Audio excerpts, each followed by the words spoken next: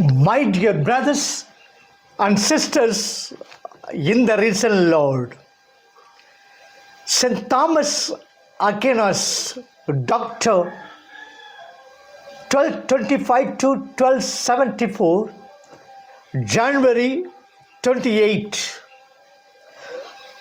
Perfection does not consist essentially in poverty, but in the discipleship of Christ by St. Thomas Aquinas. St. Thomas Aquinas is one among the five great Latin Western Fathers of the Church: Tertullian, St. Cyprian, St. Augustine, and St. Jerome. St. Louis, the King of France, had such great regard for Thomas Aquinas that he often consulted him even in the affairs of the state. St. Thomas Aquinas avoided as much as possible of dining with the king, and whenever he was found in the king's palace, he was as mentally preoccupied as he was in the monastery. One day, when he was dining with the king, suddenly he banged the dining table and cried out. The argument is conclusive against the Manichaeans. When everyone turned their attention toward him, his prior being with him asked him to apologize, his secretary to write down the arguments of Thomas before he forgot them. First, St. Thomas Aquinas' life. St. Thomas Aquinas was a pro-life and prodigious writer. What would have taken 3 normal lifetimes to write, he did it by the age of 49. He was born in 1223 at the castle of Rocca Secca near the town of Aquino in Italy. He was related by the blood to the Emperor Frederick I and Emperor Henry VI and St. Louis of France. His father Rudolph was the Count of the city Aquinum. When St. Thomas Aquinas was 5 years old, he was sent to the Abbey of Monte Cassino, the renowned Benedictine monastery, to be instructed by those good and learned monks in the first principles of religion and learning. When he was 10 years old, he was sent to the University of Naples, and there he studied the traditional seven liberal arts: grammar, rhetoric, dialectic, arithmetic, geometry, music, and astronomy. When he was at Naples, he was attracted toward the mendicant Dominican order. His parents, who had envisaged a brilliant ecclesiastical career for him, were disappointed, and they did approve his choice of the mendicant order for becoming a priest. He joined the order and took the habit at the convent of Naples at the age of 17. When his mother, Countess Theodora, heard about it, he sent her other 2 sons who served the commanders in the emperor's army to abduct him away from the convent. At home, when all entreaties and tears of his mother failed to shake him off from his resolution of his joining the mendicant order, he was imprisoned in the castle. Even sinister methods were used to change his mind. His two elder brothers went to the extent of organizing a beautiful prostitute to entice him into sin. They introduced an intriguing prostitute into his chamber. Thomas, alarmed and affrighted at this new danger, snatched a firebrand and struck her with it and chased her out of the room and shut the door and traced the sign of the cross with the firebrand on the door. Then he knelt down and prayed earnestly to God to protect him from such dangers.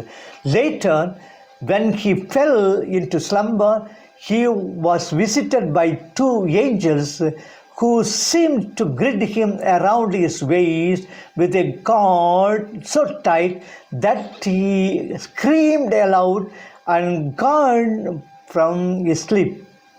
Hearing the noise, even the guards rushed him.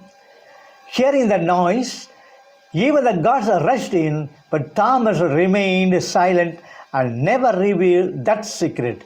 It was only before his death that he revealed this incident to Father Reynald, his confessor, and added that God had given him the favor about 30 years back, and since then he had been troubled with the temptation of the flesh. After a year of confinement, when the Dominican monks of Naples heard about the sufferings of Thomas, they decided to abduct him from the castle. Since his mother too had relented and was never averse to his escape, with the help of his sister, Thomas was let down in a basket from the tower. He was received by the Dominicans and was later transported to Naples. A year later, he made his profession and became a Dominican friar. St. Thomas Aquinas was uniquely gifted with the intellectual understanding. Once, when he was asked what he most thanked the Lord for, he replied, for understanding where he read. But Thomas in humility concealed his prodigious intellectual power. His companions in the school, looking at his rather reticent attitude, thought that he learned nothing, and they called him the dumb ox. But his master Albert the Great, knowing his greatness, prophesied, one day this dumb ox will bellow so loud that the whole world will hear him. St. Thomas read much, but he also prayed much. By constant habit of prayer and reading, he always lived in the presence of God.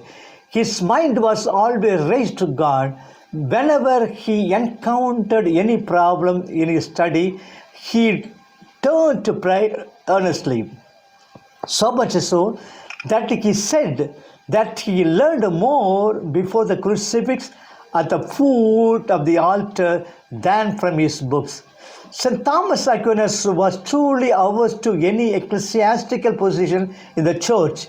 He desired and prayed to God to die a simple religious man.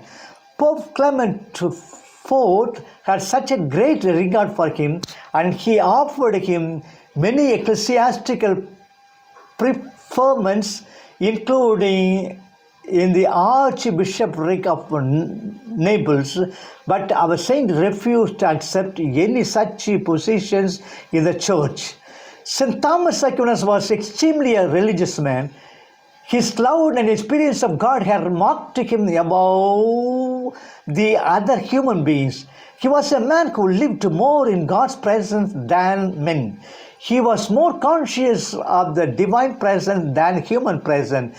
When he was in the Naples praying in the chapel, Dominic Cassette saw him elevated above the ground as it suspended in the air, and he heard a voice from the crucifix addressed to Thomas, You have written well of me, Thomas. What recompense do you desire? In 1273, while offering the Eucharist, Thomas had a mystical experience which made him to suspend all his theological writings from 6th December 1273 to 7th March 1274, the day of his death, when he said to his secretary Reginald Piperno that he ceased from all his writings because all I have written seemed to me like so much stray compared to what God has revealed to me. Second, St. Thomas Aquinas' death. While on his way to attend the Second General Council at Lyons, at the behest of Pope Gregory X, he was taken ill. He retired into the famous Abbey of the Cistercians, Forza Nuova. Entering the monastery, he went straight to the chapel and prayed there. Later, he was lodged in the abbot's apartment, where he lay ill for nearly a month. At the importunity of the monks, he dictated an exposition of the Book of Canticles. When he became physically weak, he ceased his dictation and recommended himself to their prayers. He made his gentle confession of his life for the Renald. In the opinion of those who knew his interior life, St. Thomas Aquinas had never offended God by any mortal sin. After receiving the sacraments of the sick, he spent his time in prayer and thanksgiving to God. He was heard to say this prayer, soon will the God of all comfort, complete his mercies on me, and fill all my desires. I shall shortly be satisfied in him and drink of the torrent of his delights. Be inebriated from the abundance of his house, and in him who is the source of life, I shall behold the true light.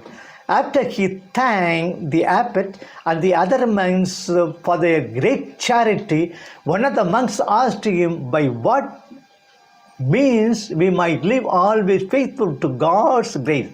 He answered, be sure that he who shall always walk faithfully in his presence, always ready to give him an account of all his